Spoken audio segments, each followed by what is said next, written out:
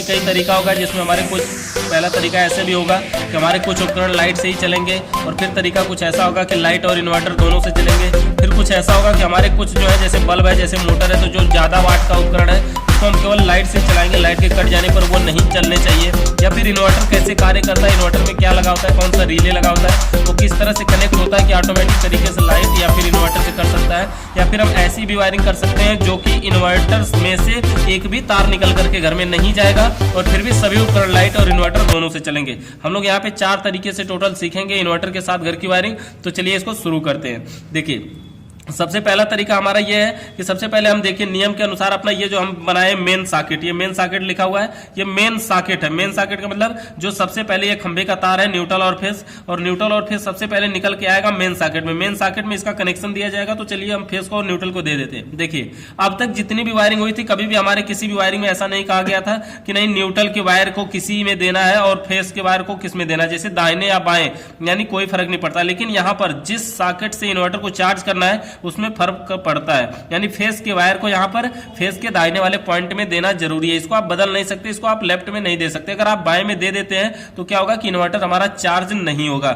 इसलिए इसको राइट में देना जरूरी है। यानी फेस के तार को 5 पिन सॉकेट के दाहिने में दिया जाएगा और न्यूट्रल के तार को इस 5 पिन सॉकेट के बाएं वाले पॉइंट में दे दिया जाएगा। तो ये हमारा न्यूट्रल का तार है जो 5 पिन सॉकेट के बाएं वाले पॉइंट में दे दिया गया। तो इस प्रकार से हमारे मेन सॉकेट में न्यूट्रल और फेस आने लगा, और न्यूट्रल और फेस आने के बाद अब देखिए हमारा इन्वर्टर जो है वो चार्ज करना है। चार्ज करने के लिए क्या होता है, ये हमारा इन्वर्टर मशीन है। इन्वर्टर में से एक मेन लीड निकलती है, मेन लीड निकलती है, और जिसके आगे होता है प्लग लगा होता है, जो यहाँ पे ऐसे खोसने वाला होता है। 3 पिन प्लग इसमें प्रयोग किया जाता है, वो प्लग लगा होता है, और उस प्लग की सहायता से लाइट जब इसमें खोस दिया जाता है तो इन्वर्टर में लाइट आने लगती है। तो यहाँ तक आप देख सकते हैं कि इन्वर्टर में लाइट आ चुकी है।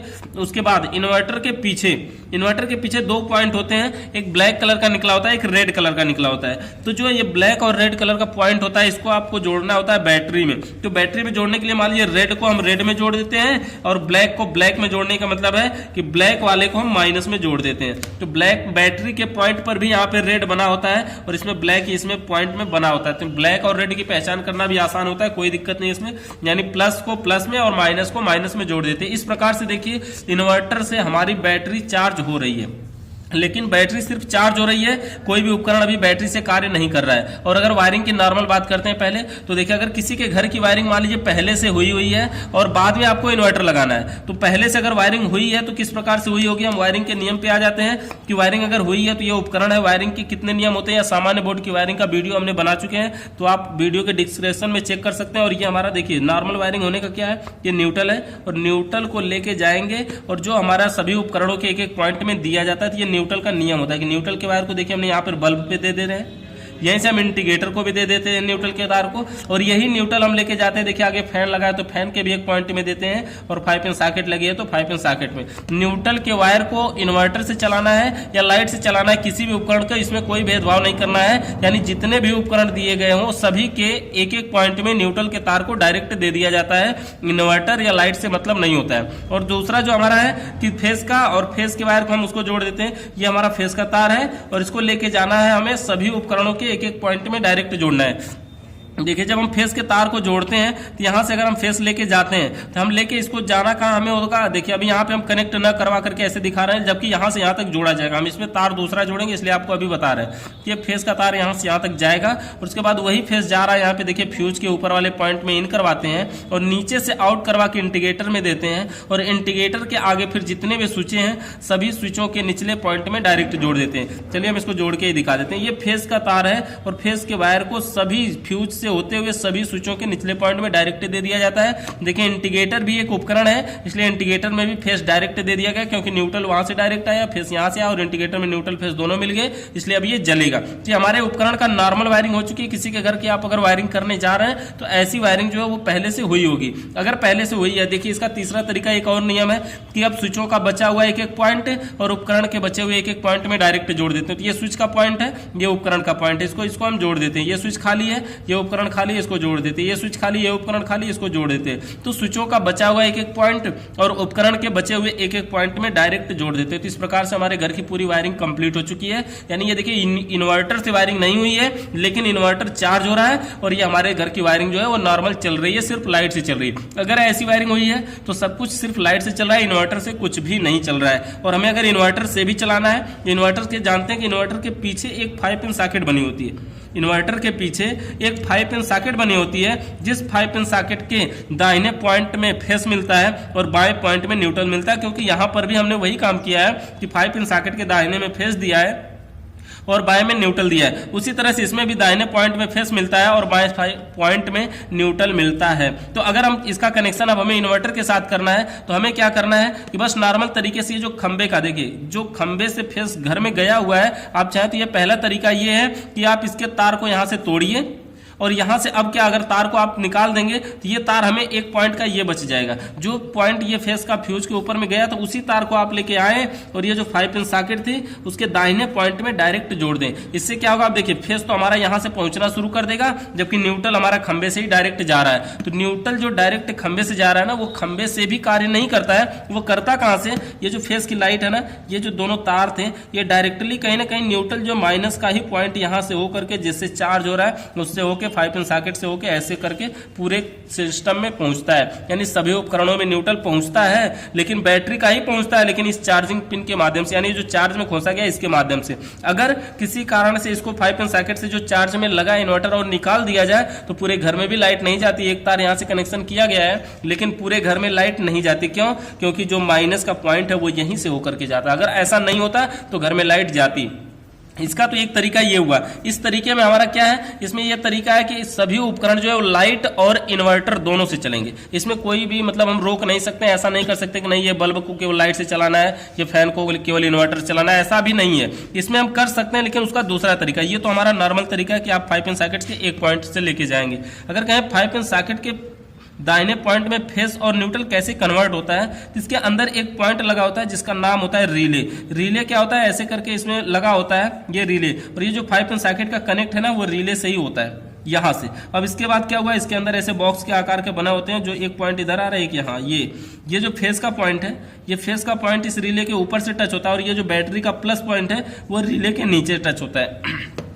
इससे क्या होता है कि जब लाइट रहती है ना तो ये रिले जो ऐसे थोड़ा सा घूम जाता है। जब ऐसे थोड़ा सा घूमता है ना तो क्या होता है कि ये जो पॉइंट है वो एक ऊपर वाले में टच हो जाता है और नीचे को छोड़ के दूर भाग जाता है, जिसके कारण जो खंबे का फेस होता है वो आकर के इस रिले से होते हुए 5 पिन सॉकेट से होते हुए पूरे घर में लाइट जाती है। और जब लाइट कट जाती है तो ये रिले का पॉइंट थोड़ा सा उल्टा घूम जाता है और जिसके कारण ये पॉइंट जो है ऐसे दूर पहुंच जाता है और ये वाला पॉइंट आके उसमें टच हो जाता है, जिसके कारण क्या होता है कि बैटरी का प्लस पॉइंट जो है फेस बन करके घर में जाने लगता है, जिससे उपकरण कार्य करता है। तो ऑटोमेटिक तरीके से जो कार्य करता है उसका नाम क्या है, रिले। तो रिले यहां पर देखिए अभी नॉर्मल वायरिंग हो चुकी है हमारी, कार्य कैसे करता है ये समझ चुके हैं। अब हमें बताएंगे इसमें कि कुछ उपकरण हमें लाइट से चलाने हैं और कुछ इन्वर्टर से ही चलाने। जैसे हमने यहाँ पे बल्ब लगाया और ये है हमारा मोटर, तो ये जो बल्ब और मोटर है ना ये ज्यादा लाइट लेते हैं, ज्यादा लाइट इसमें खर्च होती है, ज्यादा विद्युत खर्च होती है। इसलिए अगर इन्वर्टर जैसे लाइट का कनेक्शन किया गया है और ये चल रहे हैं और एकाएक लाइट कट जाए तो हमारे पूरा का पूरा लोड इन्वर्टर पे पड़ जाएगा, जिसके कारण इन्वर्टर बैठ सकता है, बंद हो सकता है। तो इसलिए क्या करना है कि हम ऐसा कनेक्शन करेंगे कि ये जो हमारा बल्ब है, ये जो हमारा मोटर है, ये सिर्फ लाइट से ही चलना चाहिए। लाइट के कट जाने के बाद ये दोनों नहीं चलना चाहिए, लेकिन हाँ ये CFL और ये फैन ये दोनों हमारे हमेशा चलना चाहिए। लाइट रहे तो लाइट से चलेंगे, लाइट कट जाए तो इन्वर्टर से चलेंगे। इसका कनेक्शन करने के लिए हम क्या करेंगे, देखिए इसका कनेक्शन करने के लिए करना क्या है कि जैसे जो ये खंबे वाला फेस था, सबसे पहले तो नॉर्मल वायरिंग बता देते हैं इसमें कि न्यूट्रल के वायर को देखिए इसी में हम चले, इसी बोर्ड से लेके आ जाते हैं, कोई दिक्कत नहीं है। ये न्यूट्रल यहाँ पे मिल जाएगा ना, क्योंकि ये वही न्यूट्रल आया है जो ग्रीन कलर के हम दिखा रहे हैं कि न्यूट्रल के वायर को उपकरणों के एक एक पॉइंट में देना, तो यहाँ भी देंगे एक पॉइंट में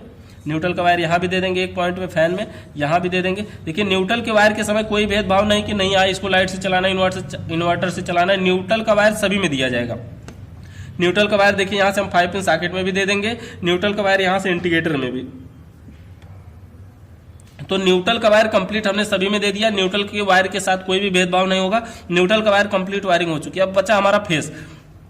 फेस के अब हमारा फेस का कनेक्शन बचा। फेस के कनेक्शन करने के लिए हमने क्या करेंगे, देखिए फेस के तार को, ये जो फेस घूम रहा है, ये जो फेस 5 पिन सॉकेट के दाहिने पॉइंट से मिला है, ये इसी वाले तार से हम एक तार लेते हैं। पहले देखिए ये जो 5 पिन सॉकेट के दाहिने पॉइंट से इसी तार से लेते हैं और इसको हम जोड़ेंगे कहाँ, इसको हम उन उपकरणों में जोड़ेंगे जिसको लाइट और इन्वर्टर दोनों से चलाना है। क्योंकि देखिए इस जो 5 पिन सॉकेट से तार होके आता है उसमें लाइट प्लस इन्वर्टर दोनों की सप्लाई होती है, इसलिए हम इसको वहां जोड़ेंगे जो लाइट और इन्वर्टर दोनों चलाएंगे। तो देखिए इसमें फ्यूज लगा है, इसको हम हमेशा नहीं जलाना चाहते हैं, और इंडिकेटर जो लगा है इसको भी हम हमेशा नहीं जलाना चाहते हैं, यानी इसको भी केवल लाइट से ही जलाएंगे। तो इसमें हम नहीं जोड़ेंगे, इसको जोड़ेंगे कहाँ, जिन उपकरणों को लाइट से और इन्वर्टर से दोनों से चलाना है उसमें जोड़ेंगे। जैसे मान लीजिए कि हमने यहाँ पे कनेक्शन कर दिए हैं कि इस CFL को हम इस बल्ब से जलाएंगे, इस फैन को हम स्विच से चलाएंगे, और इस मोटर को, एक मोटर है और इसको मान लेते हैं हम इससे चलाएंगे स्विच से, और इसको यहाँ 5 पिन सॉकेट।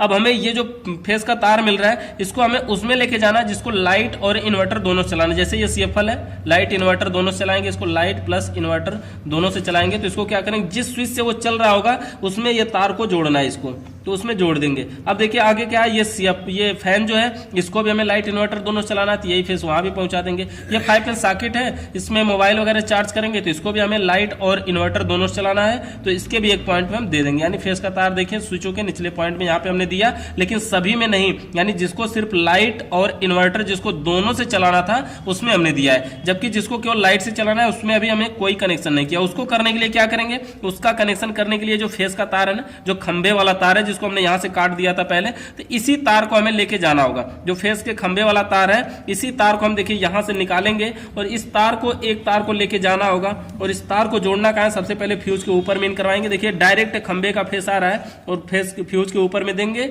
और फ्यूज के नीचे से आउट करवा के इंडिकेटर में देंगे, और फिर उन स्विचों में देंगे जिनको लाइट और इन्वर्टर दोनों से चलाना है।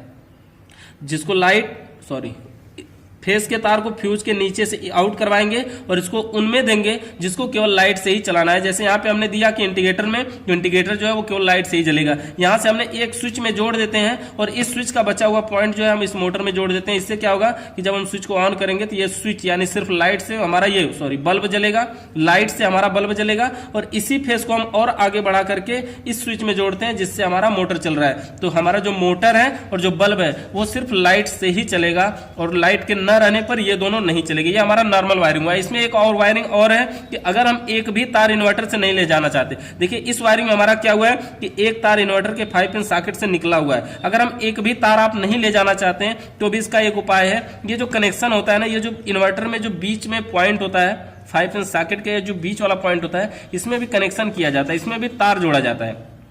तो करना क्या है, इसमें एक ग्रीन कलर का तार होता है, और वो तार होता क्या है कि इस मेन लीड से होते हुए आता है और इन्वर्टर के बॉडी में कहीं भी नट में टाइट किया गया होता है। तो आपको करना क्या है, सिंपली इन्वर्टर को खोलना है, नए इन्वर्टर को भी आपको खोलना है, और इन्वर्टर के पीछे जो 5 पिन सॉकेट का पॉइंट है उसके क्या करना है, ये जो न्यूट्रल अर्थ का, बॉडी अर्थ का तार था ग्रीन कलर का, उसको 5 पिन सॉकेट के पॉइंट में, दाहिने पॉइंट में जोड़ देना है अंदर से डायरेक्ट जोड़ने से क्या होगा कि जो फेस का तार हम यहां से घुमाते हुए लेके जा रहे हैं उसको घुमाते हुए न ले जाकर के हम इसी में से अंदर से ले जाएंगे, जिससे इसी का 5 पिन सॉकेट वाला पॉइंट इस बीच वाले पॉइंट में पहुंचेगा। और ये जो कनेक्शन किया गया है, जो वायरिंग किया गया 5 पिन सॉकेट के दाहिने से, उस तार को यहां से नहीं ले जाकर के हम सीधे इसी के बीच वाले पॉइंट में इसकी वायरिंग कर देंगे। तो इन्वर्टर से एक भी तार बाहर नहीं निकलेगा और डायरेक्ट इन्वर्टर उसी में चार्ज होगा और उसी से निकल करके पूरे घर में जाएगा, जिससे एक भी तार दिखाई नहीं देगा और पता नहीं चलेगा कि वायर कहां से गया। लेकिन इन्वर्टर चार्ज में लगा होना जरूरी है।